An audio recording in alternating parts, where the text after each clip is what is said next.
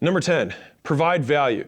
Now, everybody talks about providing value, but what does that even mean? All right, so in this book, I talk about something called the value equation. It's probably the most cited chapter in this whole book. But I break down what are the elements of value. And so there are 4. Number 1 is the dream outcome, which is what does somebody actually want? So if I were to offer, like Daniel, who's behind the camera right now, I said, hey, you can get in shape, or I can make you $1 million.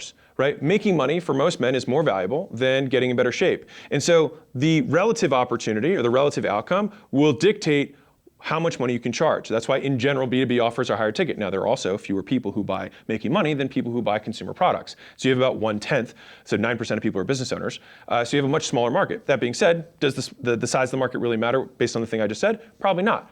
But again, number 1 is dream outcome. That's what differentiates. Now, let's say you've got 2 products that offer the same solution. So let's say the weight loss example or the getting shape example. If I have a PDF for that and I've got liposuction, both of them promise the same thing, which is that you're going to get in better shape, you're going to lose weight. Okay, well then why is liposuction so much more expensive than a PDF that I could buy on the internet for 20 bucks? They both promise the same outcome. Well, there's 3 other variables. So variable number 1 is the perceived likelihood of achievement, or the risk associated with the purchase. So risk would be the negative, perceived likelihood of achievement is the positive. And so we want to increase the perceived likelihood as much as possible. So if we had that liposuction, and we've got one surgeon who's his first day out of medical school, and we've got another surgeon who's done 10,000 surgeries, which of these guys can price higher? Well, obviously you'd want to take the 10,000 one, even though it's the same procedure and the same outcome. The perceived likelihood of you actually getting what you want, the risk associated is lower, and so you're willing to pay more for that guy because he has more experience.